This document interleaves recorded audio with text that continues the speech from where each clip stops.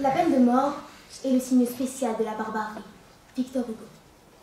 Imaginez la scène.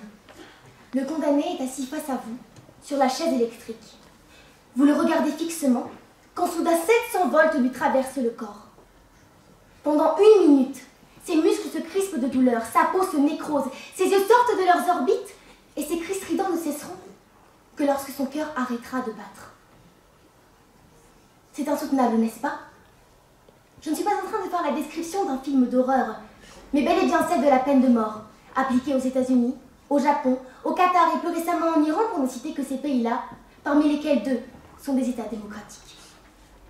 Or, s'il s'avère que le grand Victor Hugo a raison, les endroits où se pratique la peine de mort ne peuvent être appelés des démocraties, car chacun sait qu'une véritable démocratie ne saurait tolérer en son sein une quelconque forme de barbarie.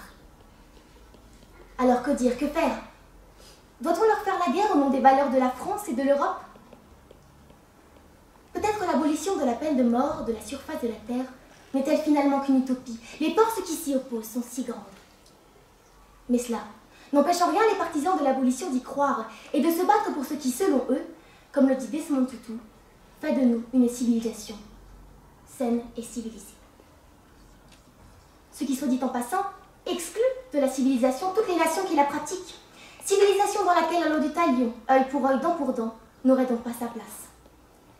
On évoquera également les droits de l'homme, contre ce que le scientifique de renommée mondiale Andrei Sakharov qualifie d'institution sauvage et immorale portant atteinte aux fondements moraux et juridiques de la société.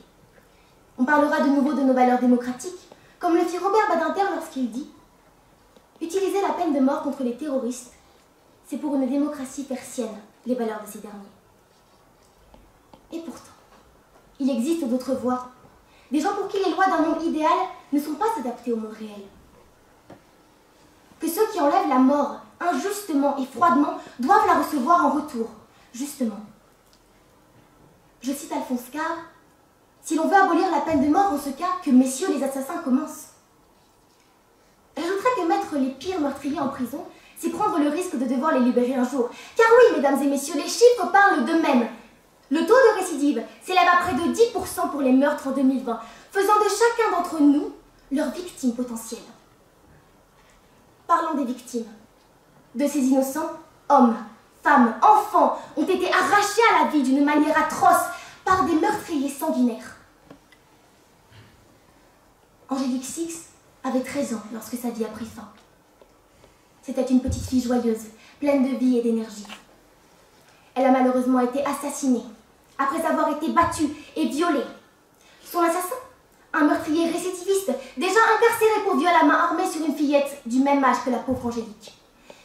Je citerai également les cas de Harriet, 6 ans, et Gabriel, 3 ans, lorsque le terroriste Mohamed Mara leur a tiré dessus alors qu'ils étaient avec leur père, qui n'a pas été épargné. Il a tué l'un des 2 enfants alors qu'il rampait aux côtés des corps de son père et de son frère. Il s'est ensuite rendu dans la cour de l'école, où il a tiré une première balle dans l'épaule de Myriam, 8 ans, avant de la saisir par les cheveux pour l'achever. Mais son arme s'est enrayée, alors il a changé d'arme pour lui tirer une balle dans la tête à bout portant. Je ne peux imaginer la souffrance des familles endeuillées, mes sentiments les accompagnent. Pour conclure, je vous pose donc cette simple question. La peine de mort, justice ou barbarie ?